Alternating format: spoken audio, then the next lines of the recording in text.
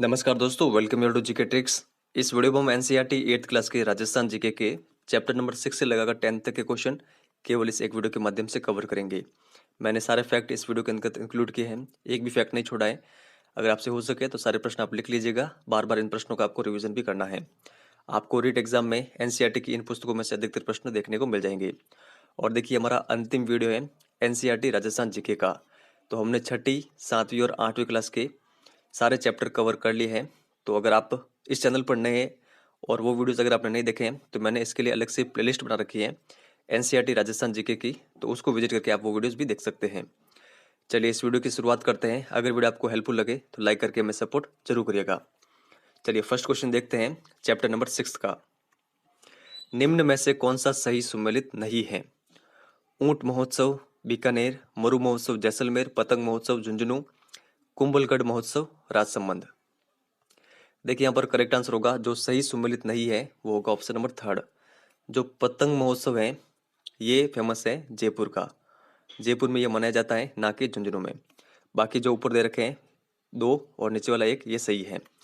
और ये भी आपको ध्यान रखना है, जो मारवाड़ महोत्सव है ये फेमस है जोधपुर का, मेवाड़ महोत्सव उदयपुर का प्रसिद्ध है। तो ये सारे फैक्ट आपको ध्यान रखने हैं। यहाँ से आपके 6 प्रश्न रेडी होते हैं। राजस्थान में ब्रह्मा जी का मंदिर स्थित है, तो कहाँ पर स्थित है? देखिए, ब्रह्मा जी का मंदिर है पुष्कर अजमेर में। तो यहाँ पर ऑप्शन नंबर 2 करेक्ट होगा। कौन सी झील उदयपुर में नहीं है? फतेह सागर झील, पिछोला झील, उदय सागर झील, नक्की झील या फिर जयसमंद झील। देखिए, करेक्ट आंसर होगा, जो नक्की झील है ये उदयपुर में नहीं है। तो ये कहाँ पर है? सिरोही जिले में। जयपुर शहर में मेट्रो की शुरुआत कब हुई थी? तो देखिए, मेट्रो की शुरुआत हुई थी जून 2015 में। यहाँ पर ऑप्शन नंबर 2 करेक्ट होगा। राजस्थान में प्रथम रेल कब और कहां पर चली थी? देखिए, इसका करेक्ट आंसर होगा, राजस्थान में सर्वप्रथम रेल चली थी 1874 में बांदीकुई से आगरा फोर्ट। बांदीकुई कहां पर पड़ता है? दौसा जिले में। तो ये भी आपको ध्यान रखना है। और आगरा फोर्ट उत्तर प्रदेश में। राजस्थान पर्यटन विभाग का लोगो क्या है? देखिए, करेक्ट आंसर होगा पधारो मारे देश। ये आप ध्यान रखिएगा, काफी इंपॉर्टेंट प्रश्न है। पुरातात्विक पर्यटन स्थलों के संबंध में सही सुमेलित नहीं है। पीलीबंगा, हनुमानगढ़, आहड़, उदयपुर, बेराट, जयपुर, गणेश्वर, झुंझुनू। देखिए, करेक्ट आंसर होगा ऑप्शन नंबर 4, जो गणेश्वर जो पुरातात्विक स्थल है ये झुंझुनू में नहीं है, यह सीकर जिले में। तो बाकी ऊपर के जो 3 है ये सही सुमेलित है, इनके बारे में भी आपको ध्यान रखना है। निम्न में से कौन सा पर्यटन स्थल जयपुर में नहीं है? हवा महल, कीर्ति स्तंभ, आमेर का किला या फिर जंतर मंतर। देखिए, करेक्ट आंसर होगा कीर्ति स्तंभ। पर्यटन स्थलों के संबंध में सही सुमेलित नहीं है। मेहरानगढ़ किला जोधपुर, सोनारगढ़ किला जालोर, कुंभलगढ़ किला राजसमंद, सज्जनगढ़ किला उदयपुर। देखिए, करेक्ट आंसर होगा, जो सोनारगढ़ किला है ये जालोर में नहीं है, तो ये कहां पर है? जैसलमेर में। तो ये आप ध्यान रखिएगा। बाकी जो ऊपर का 1 फैक्ट है और नीचे के 2 फैक्ट, इनके बारे में भी आपको ध्यान में रखना है। चूलिया एवं मैनाल जलप्रपात किस जिले में है? देखिए, यह है चित्तौड़गढ़ जिले में। ऑप्शन नंबर 2 करेक्ट होगा। कौन सा सही सुमेलित नहीं है? ख्वाजा मोइनुद्दीन चिश्ती की दरगाह अजमेर, रामदेवरा जैसलमेर, कपिल सरोवर कोलायत बीकानेर या फिर एकलिंग जी का मंदिर भीलवाड़ा। देखिए, करेक्ट आंसर होगा, जो एकलिंग जी का मंदिर है ये भीलवाड़ा में नहीं है। तो ये कहां पर है? ये है उदयपुर जिले में। तो ये भी आपको ध्यान रखना है। निम्न में से कौन सा मंदिर जैन मंदिर नहीं है? ऋषभ देव मंदिर उदयपुर, गोविंद देव जी का मंदिर जयपुर, रणकपुर मंदिर, पाली दिलवाड़ा मंदिर सिरोही। देखिए, करेक्ट आंसर होगा जैन मंदिर नहीं है, ऑप्शन नंबर 2 गोविंद देव जी का मंदिर जयपुर। बाकी का जो ये ऊपर 1 दे रखा है और नीचे 2 फैक्ट, ये सभी क्या है? जैन मंदिर। कौन सा सही सुमेलित नहीं है? देखिए, इन प्रश्नों में से एक प्रश्न में से 4 आपके क्वेश्चन रेडी होते हैं, तो सभी के बारे में आपको ध्यान में रखना है। तो देखते हैं कौन सा सही सुमेलित नहीं है। करणी माता का मंदिर देशनोक बीकानेर ये सही है। श्री महावीर जी का मंदिर सवाई माधोपुर, त्रिपुरा सुंदरी मंदिर बांसवाड़ा, श्रीनाथ जी का मंदिर नाथद्वारा राजसमंद। देखिए नीचे वाले दोनों भी सही हैं। जो सेकंड नंबर दे रखा है श्री महावीर जी का मंदिर सवाई माधोपुर। देखिए हालांकि बुक में तो यही दे रखा है, जो न्यू बुक सही है एनसीईआरटी की उसमें तो यही दे रखा है कि सवाई माधोपुर में श्री महावीर जी का मंदिर, लेकिन वास्तविक देखें तो ये करौली जिले में है। तो ये आप ध्यान रखिएगा। तो इसका करेक्ट आंसर क्या होगा? Option number second. Palace on wheels नामक शाही रेलगाड़ी जो प्रमुख पर्यटक स्थलों की सैर करवाती है, कहाँ से प्रारंभ होती है? देखिए ये प्रारंभ होती है दिल्ली से। इसके बाद में ये राजस्थान, मध्य प्रदेश और उत्तर प्रदेश में जाती है। तो ये आपको ध्यान में रखना है। किसी भी क्षेत्र की रक्त वाहिनियां किसे कहा जाता है? देखिए ये कहा जाता है परिवहन को। ऑप्शन नंबर सेकंड यहाँ पर करेक्ट होगा। और परिवहन को ही किसी क्षेत्र की आर्थिक या सामाजिक व्यवस्था की जीवन रेखा भी कहा जाता है। तो ये भी आपको ध्यान रखना है। भारत में पहली बार रेल कब व कहां पर चली थी? देखिए भारत में रेल चली थी पहली बार 1853 में मुंबई से थाने। तो यहाँ पर ऑप्शन नंबर फोर्थ करेक्ट होगा। राजस्थान में रेल परिवहन का सबसे बड़ा केंद्र कौन सा है? देखिए करेक्ट आंसर होगा ऑप्शन नंबर फर्स्ट जयपुर। तो ये आप ध्यान रखिएगा। और सांगानेर हवाई अड्डा कहाँ पर है? ये जयपुर में ही आपको ध्यान रखना है। और ये राज्य का सबसे व्यस्त अंतर्राष्ट्रीय हवाई अड्डा है। तो दोनों फैक्ट आपको ध्यान रखना है, एक ऊपर वाला और एक ये। राजस्थान का रेल परिवहन भारत के किस रेलवे मंडल में सम्मिलित है? देखिए करेक्ट आंसर होगा उत्तरी पश्चिमी रेलवे में।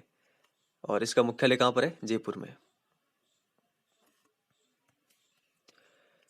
भारत में स्वर्णिम चतुर्भुज महाराजमार्ग जोड़ता है, तो किन किन को जोड़ता है?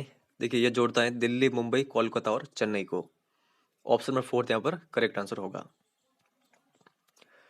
महाराणा प्रताप हवाई अड्डा कहां पर स्थित है? देखिए करेक्ट आंसर होगा डबोक, उदयपुर में। सैनिक एवं नागरिक महत्व का हवाई अड्डा कौन सा है? तो देखिए ये है रातानाडा हवाई अड्डा, जोधपुर। माउंट आबू और नक्की झील स्थित हैं। देखिए करेक्ट आंसर होगा सिरोही जिले में। राजस्थान में रेल मार्ग की कुल लंबाई कितनी है लगभग में? देखिए करेक्ट आंसर होगा option number second 6000 kilometre. Rajasthan में भारतीय रेलवे के कितने जोन हैं? देखिए करेक्ट आंसर होगा 2 रेलवे जोन है राजस्थान में भारतीय रेलवे के। कौन कौन से? उत्तरी पश्चिमी रेलवे जोन जयपुर, पश्चिमी मध्य रेलवे जोन उदयपुर। राजस्थान में कुल कितने रेलवे मंडल हैं? तो देखिए 5 रेलवे मंडल है राजस्थान में। कहाँ कहाँ पर? जयपुर, बीकानेर, जोधपुर, अजमेर और कोटा में। राजस्थान में प्रमुख पर्यटन मंडल सर्किट हैं जयपुर आमेर सर्किट, मरु सर्किट, मेवाड़ सर्किट या फिर सभी? देखिए करेक्ट आंसर होगा सभी। राजस्थान में पर्यटन को बढ़ावा देने के लिए कब पर्यटन को उद्योग का दर्जा दिया गया? देखिए प्रश्न काफी अधिक इंपॉर्टेंट है। पर्यटन को उद्योग का दर्जा दिया गया था 1989 में। ऑप्शन नंबर सेकंड यहाँ पर करेक्ट होगा। पर्यटन किस प्रकार का उद्योग है? तो देखिए पर्यटन एक प्रकार का सेवा उद्योग है। तो ये आप ध्यान रखिएगा। निम्न में से कौन सा सही सुमेलित नहीं है? तो देखिए यहाँ से भी आपके 4 प्रश्न रेडी होंगे। रणथंभौर राष्ट्रीय उद्यान, सवाई माधोपुर, सरिस्का राष्ट्रीय उद्यान अलवर, केवलादेव घना पक्षी राष्ट्रीय उद्यान भरतपुर या फिर राष्ट्रीय मरु उद्यान जैसलमेर बीकानेर। देखिए सही सुमेलित नहीं है ऑप्शन नंबर फोर्थ। जो राष्ट्रीय मरु उद्यान है ये जैसलमेर में तो है लेकिन बीकानेर में नहीं है। तो जैसलमेर और बाड़मेर के अंतर्गत आता है राष्ट्रीय मरु उद्यान। तो ये आप ध्यान रखिएगा। बाकी के ऊपर के फैक्ट भी आपको ध्यान में रखने हैं। निम्न में से कौन सा अभ्यारण्य घड़ियाल और मगरमच्छ के संरक्षण के लिए प्रसिद्ध है? देखिए करेक्ट आंसर होगा राष्ट्रीय चंबल अभ्यारण्य। तो ये आप ध्यान रखिएगा। तो यहाँ पर हमारे चैप्टर नंबर 6 के सारे क्वेश्चन मैंने आपके सामने रख लिए हैं जो भी इंपॉर्टेंट है। और ऐसा एक भी नहीं है कि जो इंपॉर्टेंट फैक्ट है वो छूट रहा है। मैंने एक भी फैक्ट नहीं छोड़ा है। आप देख सकते हैं मैंने एक क्वेश्चन के माध्यम से ही काफ़ी अधिक फैक्ट आपके सामने रखे हैं। तो आप निश्चिंत रहिएगा। चलिए चैप्टर नंबर 7 की शुरुआत करते हैं। फर्स्ट क्वेश्चन देखते हैं, निम्न में से कौन सी कृषि संबंधित योजना है? कृषि कल्याण कोष, राष्ट्रीय खाद्य सुरक्षा मिशन, राष्ट्रीय कृषि विकास योजना या फिर सभी? देखिए करेक्ट आंसर होगा कृषि संबंधी ये तीनों योजनाएं हैं, तो सभी हमारा करेक्ट आंसर होगा। तो ये आप ध्यान रखिएगा। इसके अलावा कृषि संबंधी योजनाएं और कौन कौन सी है, तो नीचे और दे रखी है, प्रधानमंत्री कृषि सिंचाई योजना, प्रधानमंत्री फसल बीमा योजना, राष्ट्रीय आयुष मिशन, किसान कलेवा योजना और राजीव गांधी कृषक साथी सहायता योजना। तो ये सभी किस प्रकार की योजना है? कृषि संबंधी योजना। तो ये आपको ध्यान में रखनी है। निम्न में से कौन सी आर्थिक क्षेत्र की योजना नहीं है? भामाशाह रोजगार सृजन योजना, बेटी बचाओ बेटी पढ़ाओ योजना, पंडित दीनदयाल उपाध्याय ग्रामीण कौशल योजना या फिर मुख्यमंत्री युवा संबल योजना? देखिए आर्थिक क्षेत्र की योजना नहीं है, option number second Beti Bachao Beti Padhao योजना। तो कौन कौन सी है ये आपको ध्यान रखनी है। जो फर्स्ट दे रखी है, थर्ड और फोर्थ, ये तीनों है आर्थिक क्षेत्र की योजनाएं। राजस्थान जन आधार योजना कब प्रारंभ की गई? देखिए यह योजना प्रारंभ की गई 2019 में। निम्न में से कौन सी योजना महिला सशक्तिकरण से संबंधित नहीं है? बेटी बचाओ बेटी पढ़ाओ योजना, स्वावलंबन योजना, सांझा अभियान और मुख्यमंत्री राष्ट्रीय योजना और गरिमा बालिका संरक्षण एवं सम्मान योजना या फिर कोई नहीं? देखिए करेक्ट आंसर होगा महिला सशक्तिकरण से संबंधित जो नहीं है वो है कोई नहीं। तो ये जो जितने भी योजनाएं दे रखी चारों, ये किससे संबंधित है? महिला सशक्तिकरण से। तो आप ये ध्यान रखिएगा। ग्रामीण विकास से संबंधित योजना नहीं है, मुख्यमंत्री आदर्श ग्राम पंचायत योजना, स्वच्छ भारत अभियान योजना, अटल भूजल योजना या फिर कोई नहीं? देखिए करेक्ट आंसर होगा कोई नहीं, क्योंकि ये जो तीनों योजनाएं दे रखी हैं ये किस प्रकार की योजनाएं? ग्रामीण विकास से संबंधित योजनाएं। तो आप ये ध्यान रखिएगा। जो चैप्टर नंबर 7 है इसके अंतर्गत केवल जितने भी सरकार की योजनाएं वो दे रखी है। तो ये मैं आपके सामने रख रहा हूं। निम्न में से कौन सी स्वास्थ्य क्षेत्र की योजना नहीं है? स्वावलंबन योजना, राजस्थान जननी शिशु सुरक्षा योजना, आशा सहयोगिनी, राष्ट्रीय स्वास्थ्य मिशन, जननी एक्सप्रेस? देखिए करेक्ट आंसर होगा स्वास्थ्य से संबंधित जो योजना नहीं है वो है स्वावलंबन योजना। बाकी के नीचे की जो ये चार दे रखी है ये है स्वास्थ्य क्षेत्र की योजनाएं। और इसके अलावा कौन कौन सी है स्वास्थ्य क्षेत्र की योजना में? आयुष्मान भारत है, इसके अलावा मुख्यमंत्री निशुल्क दवा योजना और मुख्यमंत्री निशुल्क जांच योजना और मुख्यमंत्री राष्ट्रीय योजना। तो ये आप ध्यान रखिएगा। और देखिए इस चैप्टर के अंतर्गत और कुछ है नहीं, मैं आपको इस वीडियो के डिस्क्रिप्शन में इस चैप्टर के नोट्स प्रोवाइड करा दूंगा। तो मैंने केवल इसी एक चैप्टर के नोट्स बनाए हैं, तो मैं वो आपको प्रोवाइड करूंगा। नोट्स के अंतर्गत ऐसा है कि जितने भी मैंने आपके सामने ये आगे योजनाएं रखी हैं, तो इस बुक के अंतर्गत योजना दे रखी है और केवल उनका एक उद्देश्य दे रखा है। योजना दे रखी है और उद्देश्य दे रखा है, योजना उद्देश्य। तो मैं आपको डिस्क्रिप्शन में वो लिंक दे दूंगा, वहां से आप अगर चाहे तो इन सभी योजनाओं के उद्देश्य भी लिख सकते हैं। तो चलिए आगे चलते हैं, फिर चैप्टर नंबर 8 की शुरुआत करते हैं। फर्स्ट क्वेश्चन देखते हैं। विनोबा भावे ने 18 अप्रैल 1951 को तेलंगाना के एक छोटे गांव तिरुचपल्ली में एक जमीन का टुकड़ा दान में देकर किस आंदोलन की शुरुआत की थी? देखिए यहाँ पर करेक्ट आंसर होगा विनोबा भावे ने जिस आंदोलन की शुरुआत की थी एक जमीन के टुकड़े को दान में देकर, ये है भूदान आंदोलन। तो यहाँ पर ऑप्शन नंबर सेकंड करेक्ट होगा। कहां से की ये भी आपको ध्यान में रखना है, कब की ये भी आपको ध्यान में रखना है। विनोबा भावे की अपील पर राजस्थान के किस जिले में भूदान आंदोलन प्रारंभ किया गया? तो देखिए यहाँ पर करेक्ट आंसर होगा ये किया गया था नागौर जिले में। राजस्थान सरकार ने ग्राम दान अधिनियम कब पारित किया था? देखिए करेक्ट आंसर होगा, काफी इंपॉर्टेंट प्रश्न भी है। ग्राम दान जो अधिनियम है ये राजस्थान सरकार ने पारित किया था 1971 में। यहाँ पर ऑप्शन नंबर सेकंड करेक्ट होगा। राजस्थान काश्तकारी अधिनियम कब पारित हुआ? देखिए यहाँ पर करेक्ट आंसर होगा काश्तकारी अधिनियम पारित हुआ था 1955 में। राजस्थान भू राजस्व अधिनियम कब पारित हुआ? देखिए करेक्ट आंसर होगा राजस्थान भू राजस्व अधिनियम ये पारित हुआ था 1956 में। तो यहाँ पे ध्यान रखिएगा, जो काश्तकारी अधिनियम है वो तो पारित हुआ था 1955 में और भू राजस्व अधिनियम 1956 में। संविधान के किस अनुच्छेद के तहत छुआछूत को दंडनीय अपराध घोषित किया गया है? देखिए ये अनुच्छेद है अनुच्छेद 17। किन्होंने अस्पृश्यता उन्मूलन के क्षेत्र में कार्य किया था? राजा राममोहन राय, ज्योतिबा फुले, रामास्वामी नायकर, महात्मा गांधी या फिर सभी? तो देखिए करेक्ट आंसर होगा सभी। अस्पृश्यता उन्मूलन के लिए भारत सरकार ने कब नागरिक अधिकार संरक्षण अधिनियम पारित किया? तो देखिए करेक्ट आंसर होगा भारत सरकार ने नागरिक अधिकार संरक्षण अधिनियम यह पारित किया था 1955 में। राजस्थान अस्पृश्यता अधिनियम कब लागू हुआ? देखिए करेक्ट आंसर होगा ये अधिनियम लागू हुआ 1955 में। तो यहाँ पर ऑप्शन नंबर 3 करेक्ट होगा। राजस्थान सरकार में केंद्र सरकार द्वारा अनुसूचित जाति जनजाति अत्याचार निरोधक कानून को कब लागू किया गया? तो देखिए करेक्ट आंसर होगा ये लागू किया गया 1989 में। ऑप्शन नंबर 2 यहाँ पर करेक्ट होगा।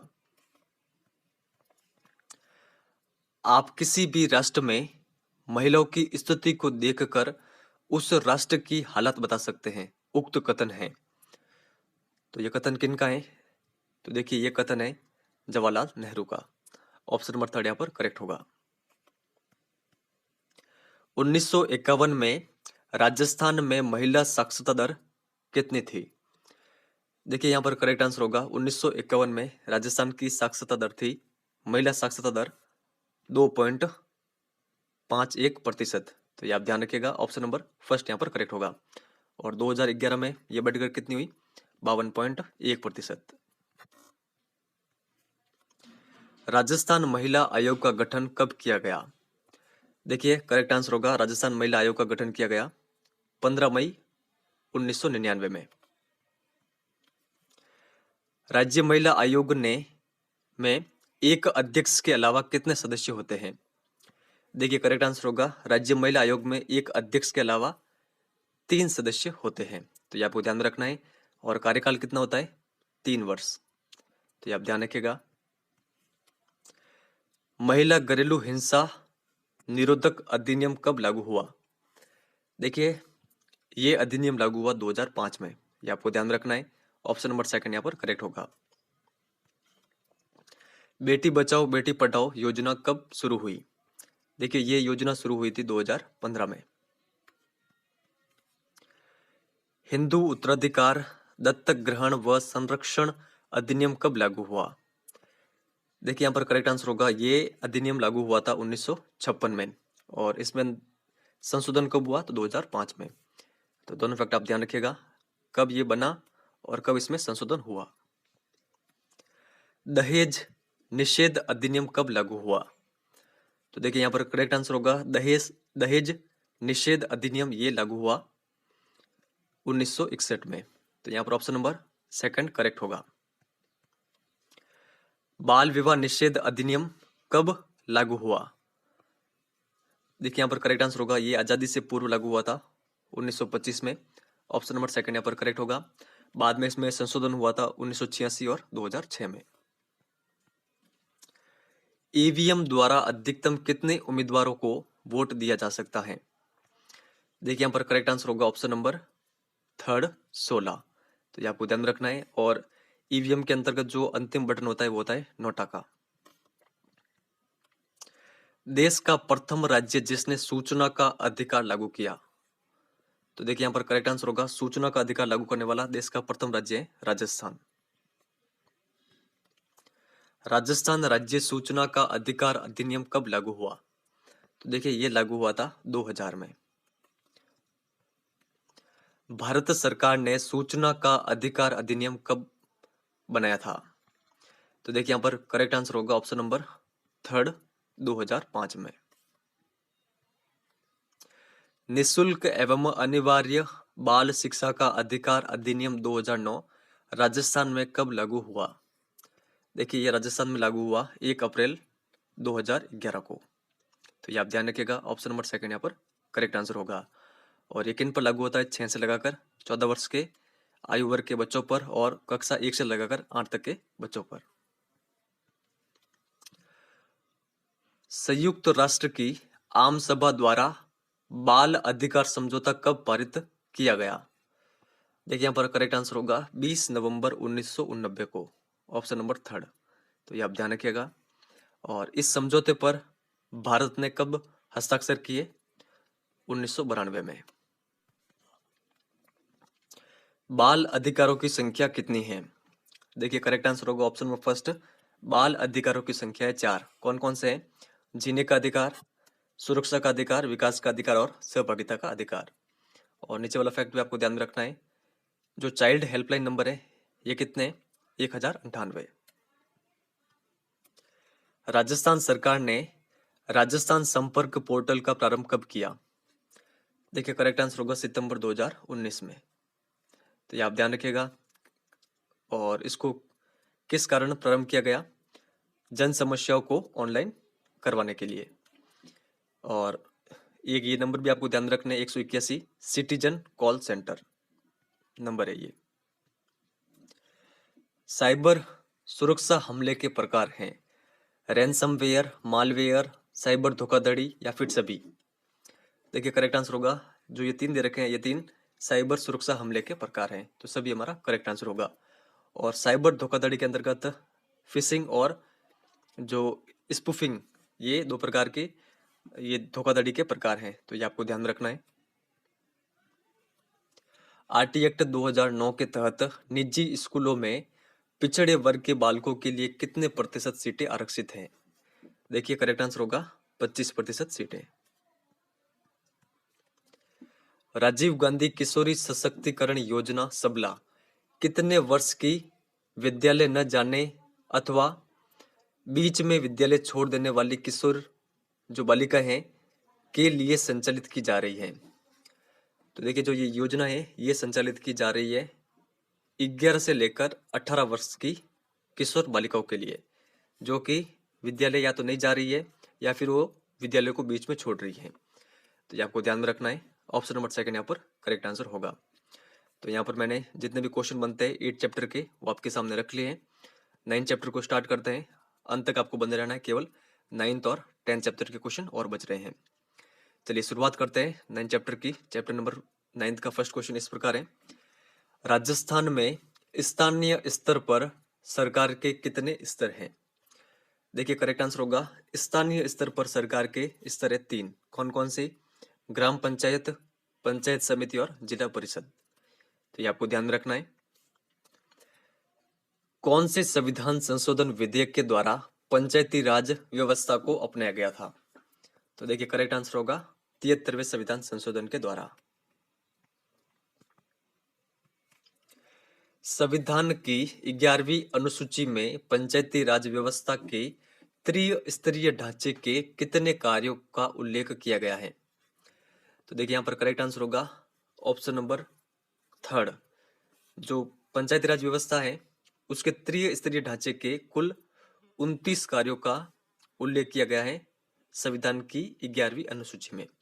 तो ये आप ध्यान रखिएगा। पंचायत समिति का अध्यक्ष होता है, देखिए करेक्ट आंसर होगा पंचायत समिति का अध्यक्ष होता है प्रधान, ऑप्शन नंबर फोर्थ। लोकतंत्र की प्रथम इकाई किसे कहा जाता है? देखिए करेक्ट आंसर होगा लोकतंत्र की प्रथम इकाई कहा जाता है ग्राम पंचायत को, ऑप्शन नंबर सेकंड यहाँ पर करेक्ट आंसर होगा। पंचायतों का चुनाव राज्य चुनाव आयोग द्वारा संपन्न किया जाता है। और ग्राम पंचायत का कार्यकाल कितना होता है? देखिए इनका कार्यकाल होता है 5 वर्ष का, तो ये आप ध्यान रखिएगा। ग्राम पंचायत का प्रमुख कौन होता है?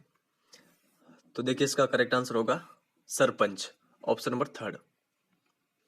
और देखिए जो सरपंच है, सरपंच को अविश्वास प्रस्ताव के माध्यम से हटाया भी जा सकता है, और ये एक चीज आपको ये भी ध्यान में रखने की, जो सरपंच होते हैं इनका जो चुनाव होता है वो प्रत्यक्ष रूप से होता है। ग्राम पंचायत में सरकारी कागजातों के रिकॉर्ड को रखना और बैठकों की कार्यवाही को लिखना किसका कार्य होता है? देखिए प्रश्न काफी अधिक इंपॉर्टेंट है। करेक्ट आंसर होगा सचिव का यह कार्य होता है। ग्राम पंचायत की प्रत्येक माह में कम से कम कितनी बैठकें होना आवश्यक है? देखिए करेक्ट आंसर होगा ऑप्शन नंबर फर्स्ट, 2 बैठक। किसके निर्वाचित सदस्य प्रधान व उप प्रधान का चुनाव करते हैं? देखिए करेक्ट आंसर होगा ऑप्शन नंबर सेकंड, पंचायत समिति के जो निर्वाचित सदस्य होते हैं वो प्रधान और उप प्रधान का चुनाव करते हैं। तो ये आप ध्यान रखिएगा। और जो देखिए जो ये पंचायत समिति है ये ग्राम पंचायत और जिला परिषद को जोड़ने की कड़ी है, ये भी फैक्ट आपको ध्यान में रखना है।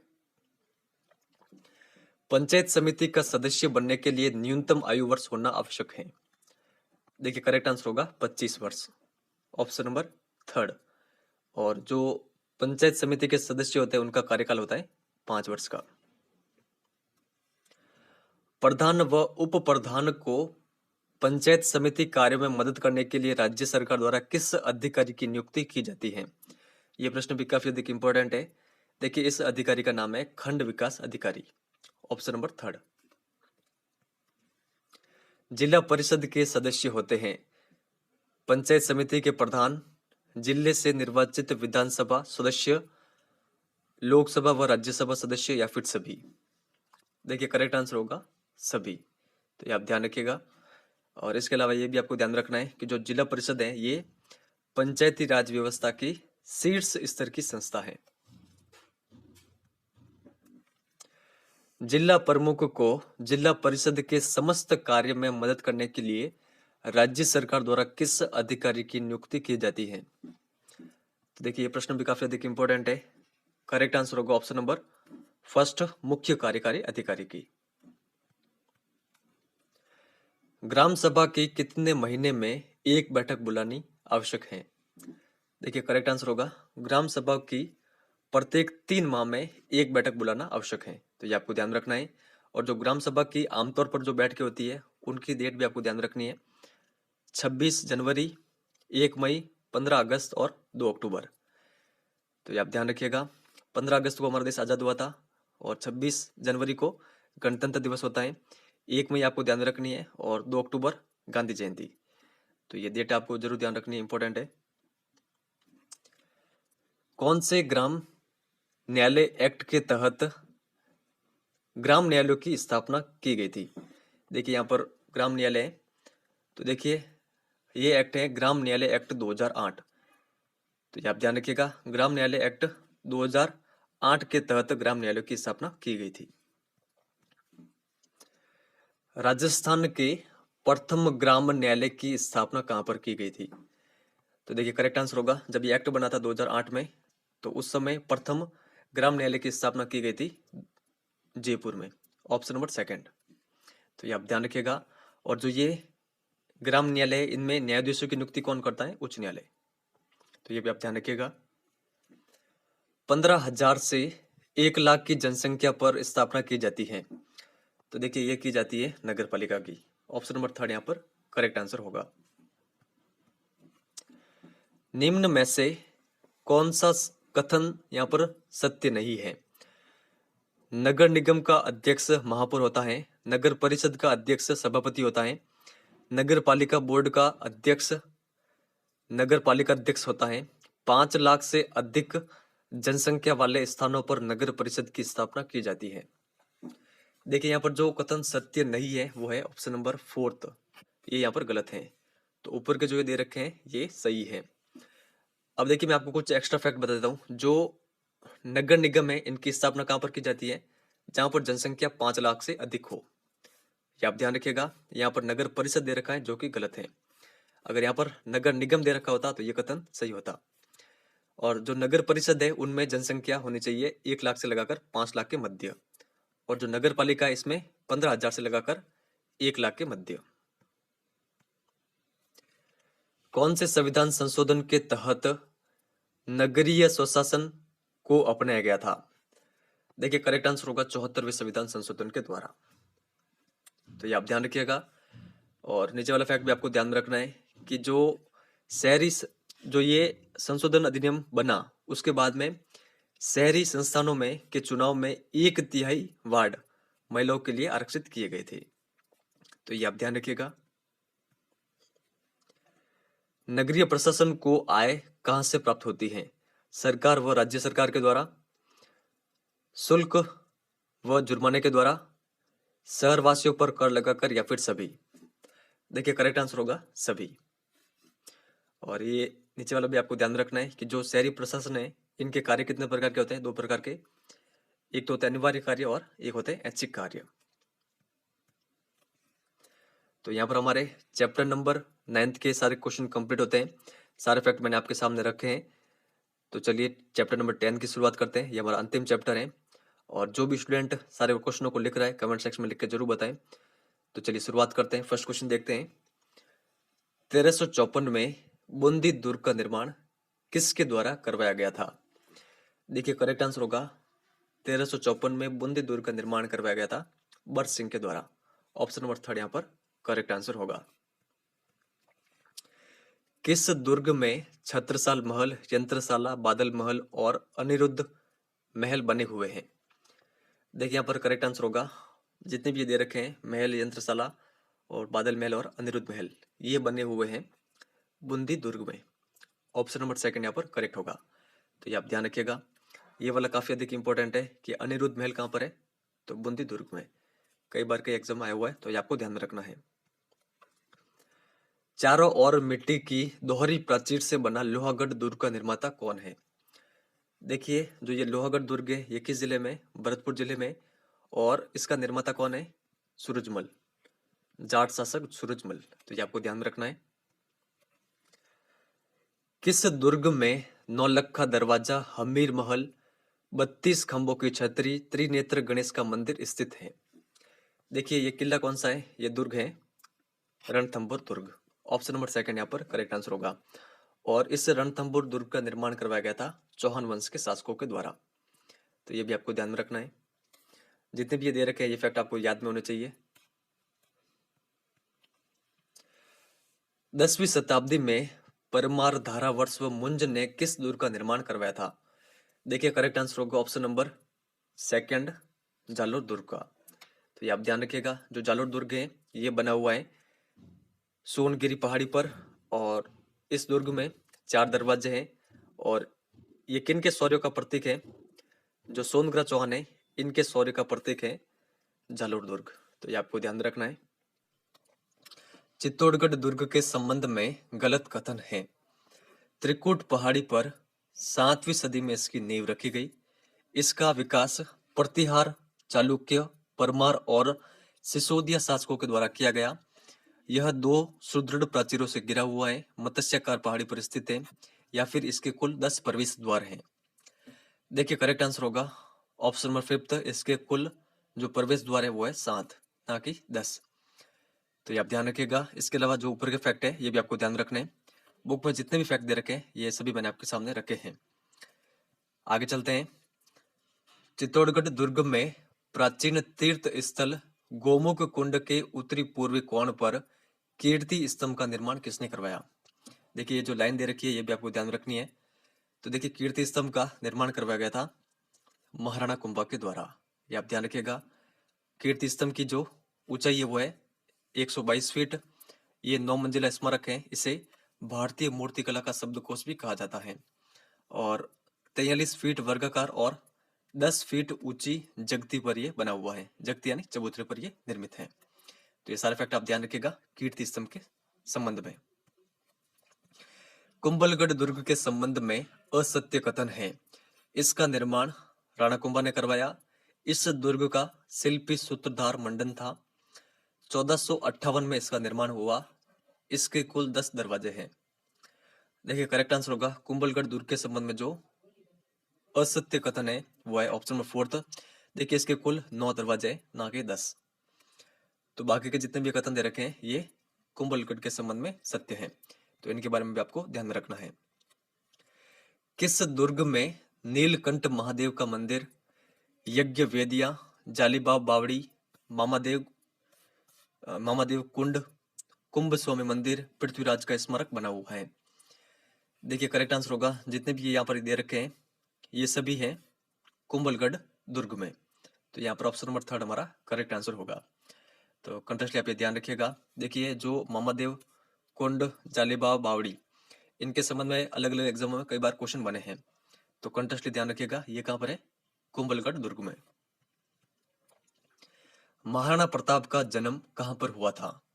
देखिए राणा प्रताप का जन्म हुआ था कटारगढ़ में, और ये कटारगढ़ कहाँ पर है? कुंभलगढ़ दुर्ग में। तो ये आप ध्यान रखिएगा। आमेर दुर्ग का निर्माण किसने करवाया था? देखिए करेक्ट आंसर होगा, आमेर दुर्ग का निर्माण मानसिंह प्रथम के द्वारा करवाया गया था। ये आप ध्यान रखिएगा। और जो ये आमेर दुर्ग है ये हिंदू और मुगल शैली का समन्वय है, तो ये आपको ध्यान रखना है। किस दुर्ग में प्रवेश द्वार गणेश गेट पर शीला देवी का प्रसिद्ध मंदिर बना हुआ है? देखिए करेक्ट आंसर होगा ऑप्शन नंबर थर्ड, आमेर दुर्ग में। काली सिंध और आहू नदियों के किनारे कौन सा दुर्ग बना हुआ है? तो ये कौन सा दुर्ग है? जल दुर्ग घाघरौन। तो ये आप ध्यान रखिएगा। निम्न में से कौन सा कथन गलत है? मेहरानगढ़ दुर्ग सुंदर राजप्रसादों के लिए प्रसिद्ध है। जूनागढ़ दुर्ग के अंदर मेहराब वाले दरवाजे मुगल प्रभाव के यथेष्ट प्रमाण हैं। सोनारगढ़ दुर्ग पीले बलुआ पत्थर से बना हुआ है, या फिर कोई नहीं। देखिए करेक्ट आंसर होगा, यहाँ पर जो गलत कथन है वो है कोई नहीं। तीनों कथन सही दे रखे हैं, तो इनके बारे में आप ध्यान रखिएगा। मेहरानगढ़ दुर्ग के बारे में केवल यही फैक्ट दे रखा है बुक में, और जूनागढ़ और सोनारगढ़ के बारे में यही फैक्ट दे रखे हैं। तो ये फैक्ट मैंने आपके सामने रखे हैं, इनके बारे में आपको ध्यान में रखना है। निम्न में से मंदिर और जिले के संबंध में कौन सा सही सम्मिलित नहीं है? तो देखिए यहाँ से आपके 4 क्वेश्चन रेडी होंगे। जगदीश मंदिर उदयपुर, सांस बाबू मंदिर नागदा, अंबिका मंदिर जगत, श्रीनाथ जी का मंदिर उदयपुर। देखिए करेक्ट आंसर होगा, श्रीनाथ जी का मंदिर उदयपुर में नहीं है। तो ये कहाँ पर है? ये है नाथ द्वारा राजसमंद में। बाकी देखिए जो नागदा कहाँ पर है? नागदा उदयपुर में है, और जगत भी उदयपुर में ही है। तो ऊपर के ये तीनों मंदिर कहाँ पर है? उदयपुर में। निम्न में से मंदिर और जिले के संबंध में कौन सा सही सम्मिलित नहीं है? तो यहाँ से भी आपके 4 क्वेश्चन रेडी होंगे। एकलिंग जी का मंदिर उदयपुर, ऋषभ देव जी का मंदिर उदयपुर, चार भुजानाथ जी का मंदिर गढ़बोर राजसमंद, देलवाड़ा जैन मंदिर पाली। देखिए करेक्ट आंसर होगा, जो देलवाड़ा जैन मंदिर है ये सिरू जिले में है, ना कि पाली में। बाकी के जो ऊपर के दे रखे हैं ये तीनों जिले, इन तीनों जिलों में कौन कौन से मंदिर आते हैं तो ये आपको ध्यान में रखने हैं। क्वेश्चन से हम वापस वही है, मंदिर और जिले के संबंध में कौन सा सही सुमेलित नहीं है। तो देखते हैं, भंड देवरा के शिव मंदिर 12, ओसिया के मंदिर जयपुर, रणकपुर जैन मंदिर पाली, किराड़ू के मंदिर बाड़मेर। देखिए करेक्ट आंसर होगा, जो ओसिया के मंदिर है ये जयपुर में नहीं है, तो ये कहाँ पर है? ये है जोधपुर जिले में। तो ये आप ध्यान रखिएगा। बाकी का ऊपर का जो एक और थर्ड और फोर्थ नंबर जो इफेक्ट है ये भी आपको ध्यान में रखने हैं। निम्न में से मंदिर और जिले के संबंध में कौन सा सही सुमेलित नहीं है? कंसुआ मंदिर कोटा, कमलेश्वर महादेव जी का मंदिर बूंदी, आभानेरी मंदिर जयपुर, सूर्य मंदिर जालरापाटन। देखिए आभानेरी मंदिर दौसा जिले में, ना कि जयपुर में। तो थर्ड नंबर ऑप्शन यहाँ पर करेक्ट होगा। बाकी के जो ये फैक्ट है इनके बारे में भी आपको ध्यान में रखना है। खाटू श्याम जी और गोविंद देव जी का मंदिर क्रमशः किन जिलों में है? देखिए खाटू श्याम जी का मंदिर है सीकर जिले में, और गोविंद देव जी का मंदिर है जयपुर जिले में। ऑप्शन नंबर सेकंड यहाँ पर करेक्ट आंसर होगा। निम्न में से किन स्थानों से सूर्य की प्रतिमाएं प्राप्त नहीं हुई है? ओसिया, वरमान सिरोही, चित्तौड़गढ़ या फिर दिलवाड़ा। देखिए करेक्ट आंसर होगा, दिलवाड़ा से हमें सूर्य की प्रतिमाएं प्राप्त नहीं हुई है। तो हमें सूर्य की प्रतिमाएं कहाँ कहाँ से प्राप्त हुई है ये आपको ध्यान में रखना है। सिरोही क्षेत्र में बसंतगढ़ और आहट क्षेत्र में कौन सी प्रतिमाएं प्राप्त हुई है? देखिए करेक्ट आंसर होगा जैन प्रतिमाएं। मिट्टी की मूर्तियों को आग में पकाकर बनाने की कला को क्या कहते हैं? देखिए इस कला को कहा जाता है टेराकोटा। ऑप्शन नंबर थर्ड यहाँ पर करेक्ट आंसर होगा। टेराकोटा के लिए प्रसिद्ध है मोलेला ग्राम राजसमंद, और जो ये टेराकोटा है इसको विश्व स्तर पर पहचान दिलाई गई थी कुमार जाति के द्वारा। निम्न में से कौन सी शेखावटी क्षेत्र की हवेली नहीं है? रामगढ़ की हवेली और नवलगढ़ की हवेली, मुकुंदगढ़ की हवेली, मंडावा हवेली, लक्ष्मणगढ़ हवेली या फिर नथमल हवेली। देखिए यहाँ पर करेक्ट आंसर होगा जो नथमल हवेली है ये शेखावटी क्षेत्र की हवेली नहीं है। तो ये हवेली कहां पर है? ये है जैसलमेर में। सलीम सिंह और पटवो की हवेली किस जिले में है? देखिए दोनों हवेलियां हैं जैसलमेर में। मूसी रानी की छतरी किस जिले में है? देखिए करेक्ट आंसर होगा मूसी रानी की छतरी है अलवर जिले में। निम्न में से कौन सा सही सुमेलित नहीं है? तो यहां से आपके 4 क्वेश्चन रेडी होंगे, इसके अलावा 5, 6 और 7 क्वेश्चन यहां से रेडी होंगे। देखिए यहाँ पर जो सही सुमेलित नहीं है वो है 84 खंभों की छतरी अलवर जिले में। देखिए जो 84 खंभों की छतरी है वो है बूंदी जिले में, तो ये आप ध्यान रखिएगा। इसके अलावा जो गोपाल सिंह की छतरी है यह है करौली में, सेठों की छतरी है रामगढ़ और जो ईश्वरी सिंह की छतरी है यह है गैटोर में। इसके अलावा जसवंत थाड़ा कहाँ पर है? जोधपुर में। आहट की छतरिया उदयपुर और बड़ा बाग की छतरिया जैसलमेर में। तो ये सारे फैक्ट आप ध्यान रखिएगा। आगे चलते हैं। निम्न में से कौन सा कथन सही नहीं है चित्रकला के संबंध में? जयपुर अलवर के चित्रों में हरे रंग का प्रयोग किया गया है, जोधपुर बीकानेर के चित्रों में पीले रंग का प्रयोग किया गया है, उदयपुर के चित्रों में लाल रंग का प्रयोग किया गया है या फिर कोई नहीं। देखिए करेक्ट आंसर होगा यहाँ पर जो कथन गलत सही नहीं है वो है कोई नहीं, क्योंकि ये तीनों कथन सही दे रखे हैं, तो इनके बारे में आप ध्यान रखिएगा। तो 3 क्वेश्चन आपके यहाँ से रेडी होते हैं। इसके अलावा देखिए कोटा के चित्रों में नीले रंग का प्रयोग किया गया है, किशनगढ़ के चित्रों में सफेद या गुलाबी रंग का प्रयोग किया गया है और बूंदी के चित्रों में सुनहरे रंग का प्रयोग किया गया है। तो यहाँ से आपके 6 क्वेश्चन रेडी होते हैं, तो सभी फैक्ट आप ध्यान रखिएगा। आगे चलते हैं। निम्न में से कौन सा कथन गलत है? तो देखिए यहाँ से भी आपके काफी अधिक क्वेश्चन रेडी होंगे, तो देखते हैं। उदयपुर चित्र शैली में कदम वृक्ष का अधिक प्रयोग किया गया, किशनगढ़ चित्र शैली में केले का अधिक प्रयोग किया गया, कोटा बूंदी शैली में लंबे खजूर के वृक्ष के चित्रों का अधिक प्रयोग किया गया, जयपुर अलवर शैली में पीपल अथवा वटवृक्ष चित्रों का अधिक प्रयोग किया गया या फिर कोई नहीं। देखिए यहाँ पर करेक्ट आंसर होगा कोई नहीं। यहाँ पर कोई भी गलत जो कथन है वो गलत नहीं है, चारों कथन सही दे रखे हैं। तो इनके बारे में आपको ध्यान रखना है कि कहाँ के चित्रों में कौन से वृक्षों का प्रयोग किया गया है।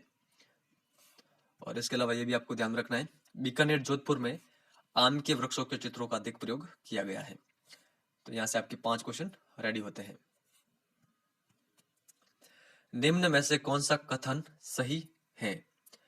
उदयपुर चित्र शैली में हाथी और चकोर पक्षी के चित्रों का अधिक प्रयोग किया गया है, नाथद्वारा चित्र शैली में गाय का अधिक प्रयोग किया गया है, जयपुर और अलवर चित्र शैली में मोर और घोड़ों का अधिक प्रयोग किया गया है या फिर सभी। देखिए यहाँ पर करेक्ट आंसर होगा सभी, तीनों कथन सही दे रखे हैं। तो आप ये ध्यान रखिएगा कि कौन सी चित्र शैली में किन का प्रयोग अधिक किया गया है। बनी ठनी किस चित्र शैली का प्रसिद्ध चित्र है? देखिए ये प्रश्न कई बार कई एग्जाम में पूछा हुआ है। देखिए करेक्ट आंसर होगा ऑप्शन नंबर 2 किशनगढ़ चित्र शैली, ये आप ध्यान रखिएगा। नीचे वाला फैक्ट भी आपको ध्यान रखना है, आमेर जोधपुर और बीकानेर की चित्र शैली पर हमें मुगल प्रभाव देखने को मिलता है। तो नीचे वाला फैक्ट भी आपको ध्यान में रखना है। तो देखिए चैप्टर नंबर 10 के भी सारे क्वेश्चन मैंने आपके सामने रख लिए हैं और ये क्वेश्चन के माध्यम से हमने काफी अधिक क्वेश्चन कवर किए हैं। तो जितने भी फैक्ट मैंने आपके सामने रखे हैं ये सभी आपको कंटिन्यूसली याद होने चाहिए। अगर आपको याद है तभी आपके ये एग्जाम में काम आएंगे, और अगर आपने इनको लिख लिया है तो बस आपको बार बार इनका रिवीजन करना है। और वीडियो की समाप्ति करते हैं एक क्योट के साथ। आप तब तक नहीं हार सकते जब तक आप प्रयास करना नहीं छोड़ देते। तो मैं आपको केवल एक ही चीज कहूंगा कि आप अपना प्रयास जारी रखें, आपको हिम्मत नहीं हारनी है। तो चलिए इस वीडियो में इतना ही है। अगर वीडियो आपको पसंद आया हो तो लाइक और शेयर जरूर करना। धन्यवाद।